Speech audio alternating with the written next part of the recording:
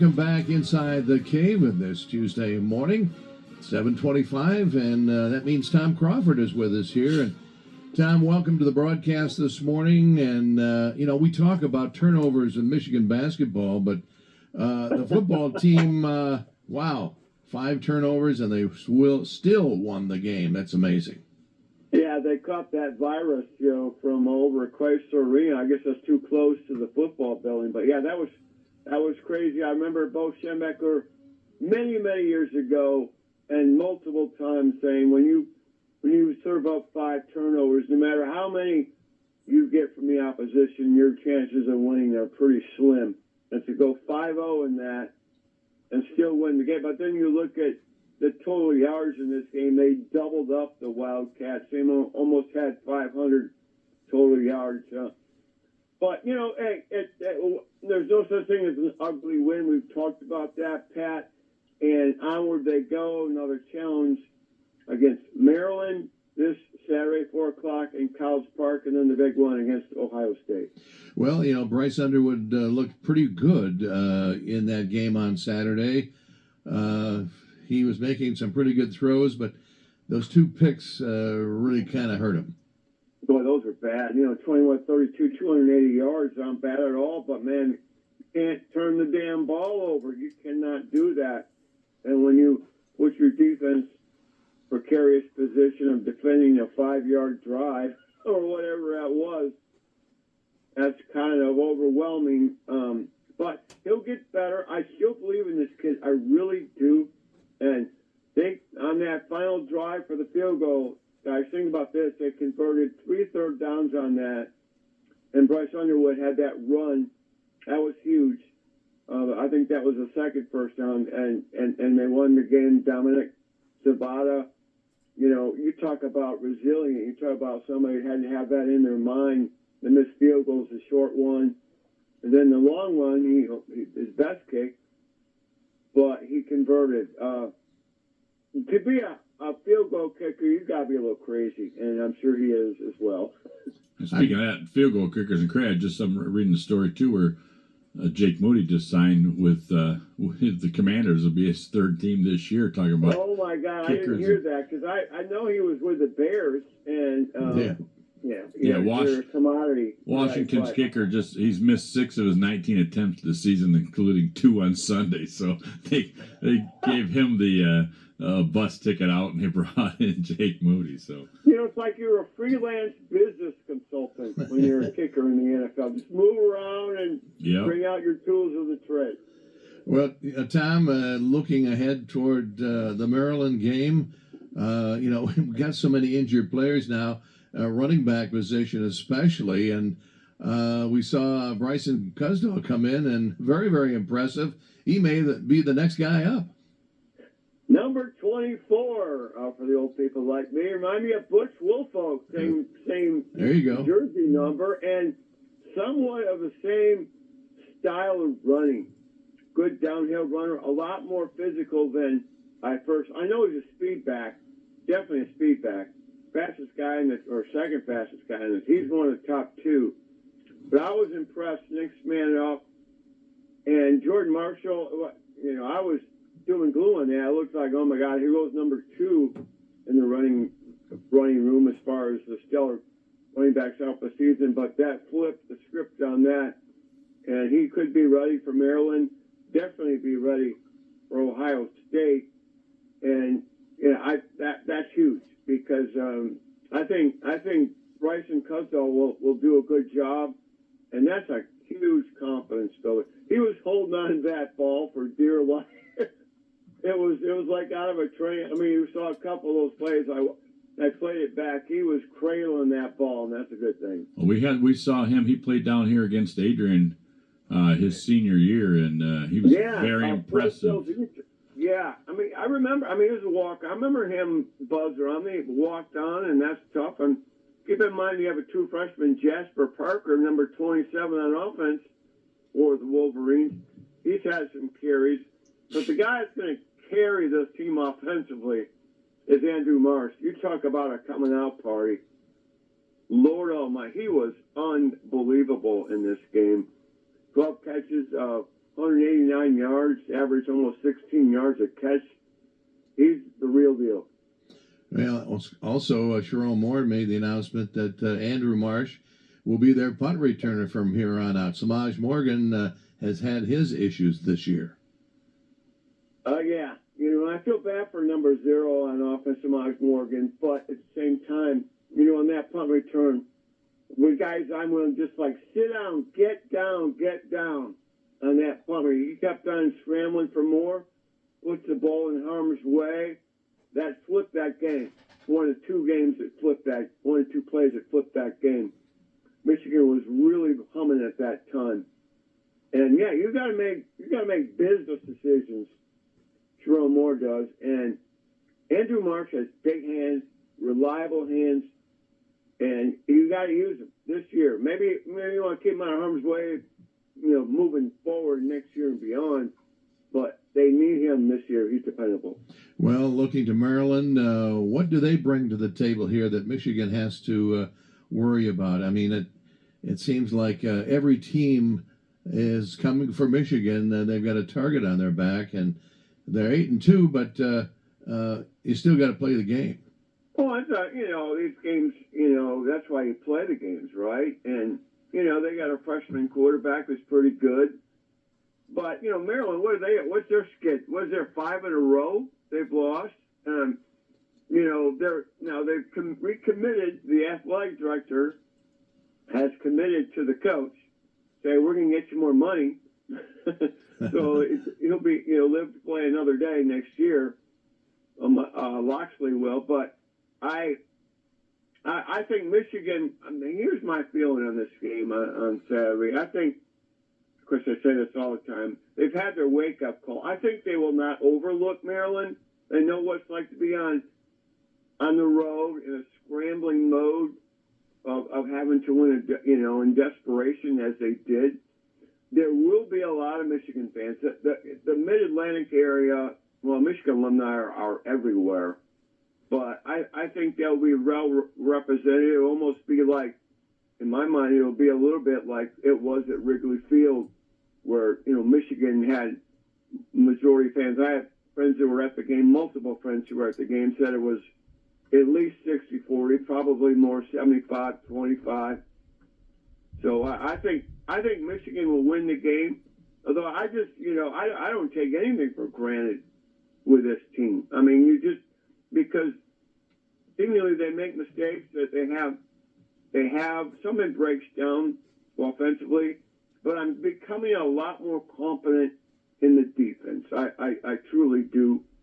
And I think that they're going to be all right, but Malik Washington, the quarterback for Maryland's pretty good, and no one talks about him. They always talk about Bryce Underwood, but he's a true freshman who's going to be a really, really good quarterback someday. Well, and you can't get caught up in looking ahead either. I mean, this is one of those true trap games where, you got a team that hasn't won since September. You got the big game looming ahead. You really got to focus on this week and not allow those thoughts of next week coming into your mind.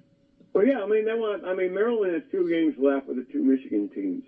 Michigan this Saturday, and then the following Saturday at Fort Field against Michigan State. And they're 4-6. So, they're just, plugging away. They're trying to garner bowl eligibility. So they'll be motivated. And you remember what happened in 2023, the national championship team. Michigan struggled down the stretch to pull that thing out, and they won. But it's tough to win the road. It's tough to win football game. It's tough to win a college football game, especially on the road. Tom, what is it about the bye week? Michigan's 2 bye weeks, they come off, and they don't look very good. Is this coaches' problems or the players' problems? Well, I thought, think about that the first drive. Michigan's running, throwing those dig routes. I go, it's either going to be rust or improvement. And I thought, hey, there's no rust here. Underwood was terrific in that first drive, but then they go down and get a holding call, and they miss a field goal. So they had that terrific first drive, and they got nothing. So, that kind of flipped the script there a little bit. And then Defensively, they gave up 61 yards to Northwestern, a Wildcat rushing attack that is really, really good. And so that's a plus. Some five big plays, though. Preston Stone made 5 big throws. And that number 17 is pretty good for them. Griffin Wild, whatever his name is. And some of the coverage was good. So you're going to have those kind of plays. But I thought it was more just, yeah, okay. So they made mistakes. That's the key of the game. So if a bye week caused that, so be it. But no more bye weeks. So it's 2 games to go, and let's roll. Tom, in the news over the weekend, Michigan got a flip from Miami of Ohio. Tommy Carr, someone we know very well, Saline High School. What do you think about that flip? I think it's awesome. And I was wondering if that might happen. I was really surprised watching the highlights of Saline over the last couple of years. I saw Tommy Carr play basketball up here against East Lansing his sophomore year. I go, that kid's got good feet, man. He was really good, and he still is. Look at the DNA. Tom Curtis was his grandpa on his mom's side. I remember him. He was he had more interceptions than shake a stick at for the Wolverines, and then his other grandpa, Lloyd Carr. So it's got some amazing blue DNA in there, don't you think? No question about it. Yeah, and I was just reading about that too. Basically, and his head coach Kyle Short at Saline right now said that basically Michigan was probably the only team that could get him to flip. He's pretty entrenched in Miami, and so. I agree totally. Miami's a great school down in Oxford, and that would have been a good fit. And he would have probably played a lot earlier. Now he's going to have to hang around, and try to get his opportunity on the scout team. He's got Herb Street's kid compete against, and some others, and obviously Bryce Underwood. But he's a competitor. I just think it's the perfect fit, and I'm happy for that family who has had some. Yeah, he had tragedy happen. They lost their younger son, and this is awesome that all this good stuff's happening to that family. All right, Tom, give us a score for the game this week. What do you think I work for FanDuel? I think Michigan wins this one fairly comfortably. 28-10. 28-10? Okay. Yeah. 18-point win. That's well beyond the spread, right? Yeah, very good. Very good. What do you think? What do you think is going to happen? I think they're going to score a lot of points. I think it's going to be like 35 to 15 or something like that. They are just flat out due. They are. For a complete game. Yep. A complete game. And I don't mean complete game, this complementary football, offense, defense, but complete game both halves. Yes. You think about the Wisconsin game, I think about the Washington game, which was knotted at halftime, and then they ended up winning 24-7. That was probably one of their best games of the year, but it was still only a half a game of efficiency. They need a complete 4-quarter game to prepare for the Buckeyes. No question about it. Let's talk Michigan basketball. Middle Tennessee coming in tomorrow at Chrysler. Wolverines ranked 7th nationally. Middle Tennessee 3-0 coming in. Yeah, and I remember Dusty at the presser a couple weeks ago. He was just talking about the schedule ahead of it. Middle Tennessee's a good team. Well, they haven't played anybody, but traditionally they knocked off Michigan State in the tournament. You remember that a few years ago. There you go. So they have some credibility in that. Michigan's got to worry about Michigan, and you talk about turnovers. Good Lord, 22 turnovers the Wolverines had against TCU. That game was way closer than it should be, but God, they got some really strong, potentially exciting ingredients on this team. And Yaxel Lindenborg is one of those guys, and Maurice Johnson's the other. Those guys were terrific on the boards, glass eaters. physical guys. Daimara didn't have that good game like he did the prior one against Wake Forest, I believe it was. But that was a good thing. But Elliot Cadeau, this is what North Carolina fans were rationalizing. He's a turnover machine. You know what? He was a turnover machine for the Wolverines. 1 assist, 6 turnovers. You cannot have that out of your point guard. Well, I know Dusty's been experimenting with his lineup, and I think one of the things most people say, they got to get the ball into Lundenborg a little bit more often. Yeah, and L.J. Kaysen is not a point guard. So don't say he is, because he ain't. I mean, he's a two guy. He's a two. Roddy Gale's a better point than that. But man, that bench got real short. I mean, the minutes in this game were, Roddy Gale got his minutes, but it was basically a 6-man rotation, 7 at most in this game, and as far as the rotation goes, maybe it went a little bit more than that, but it just seemed like when it dialed down to money time, that starting lineup is what they went to. And you're going to be at the game, right? Oh yeah, I'll be at every game as it looks like right now. I'm looking forward to that. And then they got 2 big games down in Vegas at Mandalay Bay, San Diego State Monday night, and then Auburn on Tuesday night. I think that's how it plays out. Those are round robin. I mean, you know who you play. And then after that, they have like 10 days off. Well, from Thanksgiving weekend on, before they open at Rutgers, Big Ten play December 6th at Chrysler Arena. Should be fun. And Tom, we want to remind folks how they can get a hold of your podcast and listen to your commentary. Yeah, I really appreciate your audience going out to our YouTube channel, Tom's Take Community, all one word, plural, Tom's Take Community, and subscribe. It's free.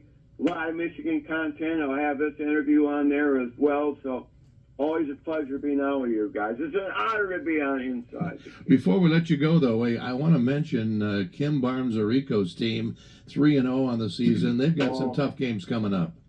They pulverized Notre Dame. Yeah. On Saturday. I had that game on monitor, too, on Saturday afternoon. How's that? I had to check out the Michigan women, and they were terrific. That's a really good team. Well, looking forward to them having a great season. Yeah, I am too. And hey, it's good to be Major Blue right now. I'm telling you that right now, guys. You got that right. Go Blue, Tom. We'll see you next week. All right. Take care, guys. All right. Stay safe.